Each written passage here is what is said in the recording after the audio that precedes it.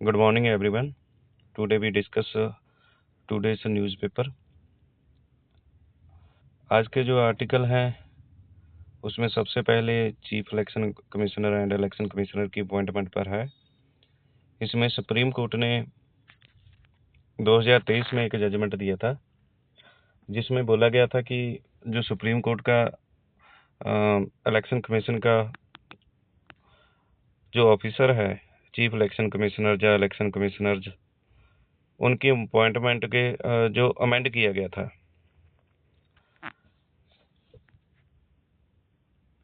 तो 2023 में एक केस की जजमेंट आती है, Anoop Baranwal versus union of India. इस केस में सुप्रीम कोर्ट बोलता है कि जो election commissioner, chief election commissioner, इनको जो सिलेक्ट करना है उसके लिए जो सिलेक्शन कमेटी होगा उसमें 3 बंदे होने चाहिए।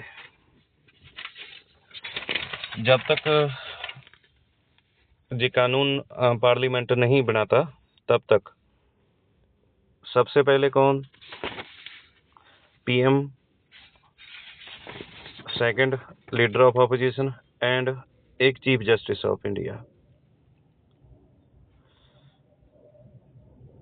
फिर 2023 में पार्लियामेंट एक कानून लेकर आता है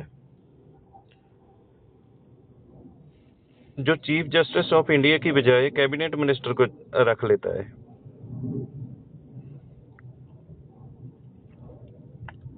और इससे पहले 2023 के पहले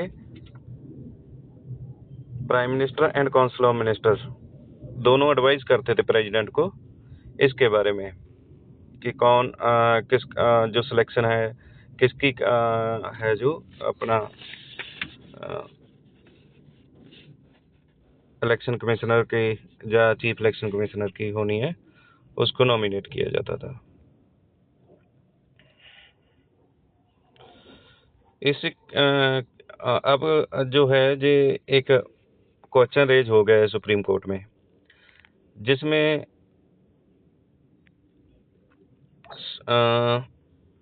ये देखा जा रहा है कि 2023 के जो एक्ट में डिबेट प्रॉपर हुआ था कि नहीं पार्लियामेंट में।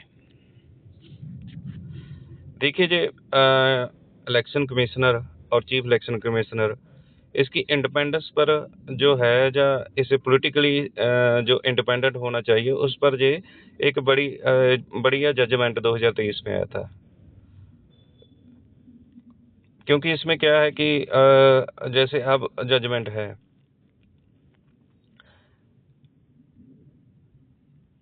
इसमें जो मान लो कि लीडर ऑफ ऑपोजिशन पार्टी में नहीं है या फिर प्रेजेंट नहीं है, उसकी एब्सेंस में जो काम होगा वो सिर्फ पीएम एंड एक मिनिस्टर करेगा जो कैबिनेट मिनिस्टर होगा।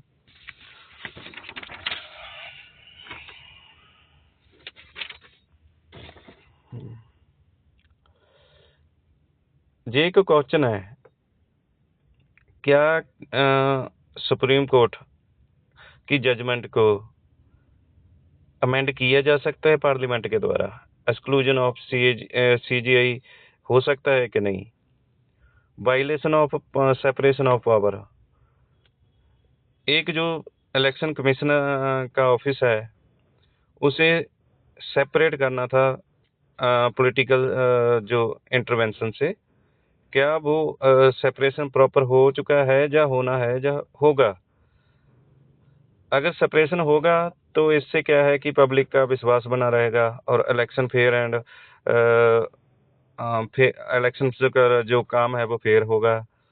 एंड थर्ड, अगर वैकेंसी है लीडर ऑफ ओपोजिशन की, तो क्या उसमें ये इंडिपेंडेंस हो पाएगी कि नहीं?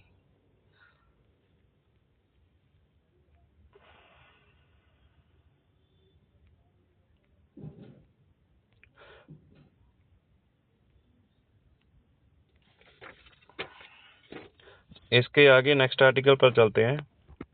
इसमें जिस सारा कुछ है जो आपको मिल जाएगा, इसमें लिखा हुआ है जो काम काम की चीज़ें हैं वो निकाल कर जहाँ पर लिख दी गई हैं। नेक्स्ट आर्टिकल पर आते हैं। सुप्रीम कोर्ट ने बोला है कि कलेक्टर को इन्फोर्स किया जाए बेस्ट मैनेजमेंट रूल के लिए। देखिए, बेस्ट मैनेजमेंट रूल है जो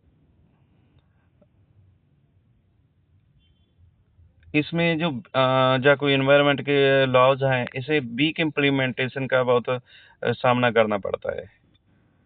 एंड इस बार जो है सुप्रीम कोर्ट ने बोला है ministry of environment, forest and climate change को कि ये नोटिफिकेशन जारी करें और ये जो एनवायरनमेंट प्रोटेक्शन एक्ट है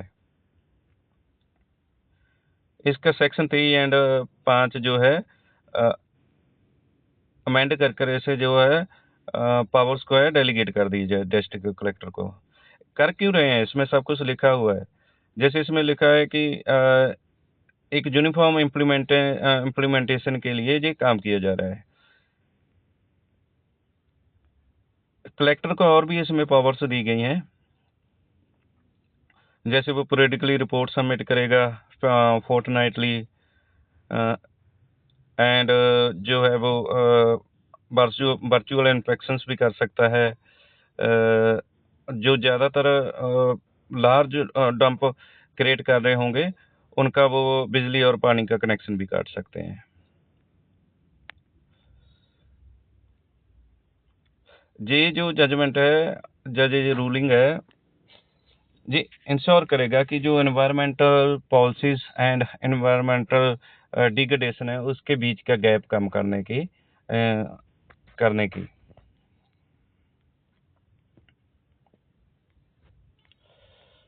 कुछ इम्पोर्टेंट पॉइंट्स इसके निकाल कर लिख दिए गए हैं। हाँ जी, कॉन्स्टिट्यूशन का आर्टिकल 21 राइट टू लाइफ में जो आता है right to clean environment, article 48 protection and improve of the environment, article 51 fundamental duty to protect the environment, and ये प्रीवियस ईयर क्वेश्चन भी इसमें शामिल कर दिए गए हैं।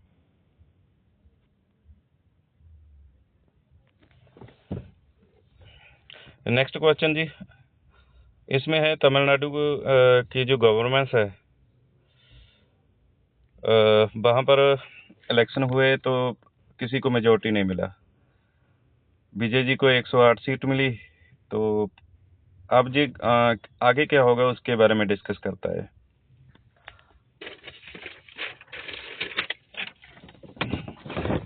देखिए, इसमें एक डिस्कस किया गया है कि जो प्री पोल अलायंस है, हाँ, एक प्रोसीजर होता है जिसके जरिए जो आगे गवर्नर ने काम करना है। प्री पोल अलायंस हो तो लार्जेस्ट सीट होल्डर को सरकार बनाने का पहला ऑप्शन दे दिया जाता है, एंड सिंगल लार्जेस्ट पार्टी हो तो सेकंड ऑप्शन मिलता है, एंड पोस्ट पोल अलायंस भी हो सकता है जिसके बाद में कोलिजन गवर्नमेंट बन जाता है। एंड अगर ऐसा नहीं होता तो इसे कॉन्स्टिट्यूशनल मशीनरी है जो कॉन्स्टिट्यूशनल मशीनरी का फेलियर माना जाता है।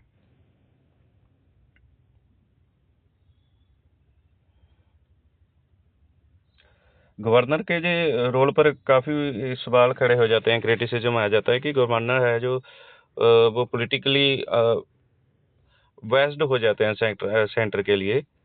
तो उसके लिए जो है कि प्रेसिडेंट रूल लगा सकते हैं। तो प्रेसिडेंट रूल का है कि वो जहाँ पर गवर्नर को political interest of the party impose करने के लिए है, ना कि सेंटर के लिए।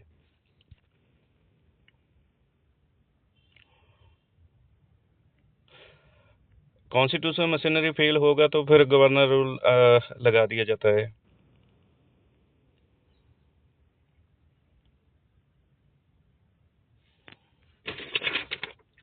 इसमें एक बोला गया है कि सुप्रीम कोर्ट ने बोला है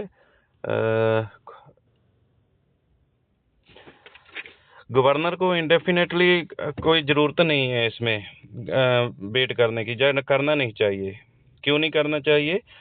क्योंकि उसे रीजनेबल टाइम में ही डिसीजन ले लेना चाहिए। रीजनेबल टाइम की जो डेफिनेशन है वो कॉन्स्टिट्यूशन में मौजूद नहीं है। इट मीन के कि अगर एग्ज़ाम में क्वेश्चन आता है कि गवर्नर को डिसीजन के लेने के लिए 3 मंथ हो या 2 मंथ हो, तो वहाँ पर कंफ्यूज नहीं होने का। रीजनल टेबल टाइम की कोई डेफिनेशन नहीं है जहाँ पे।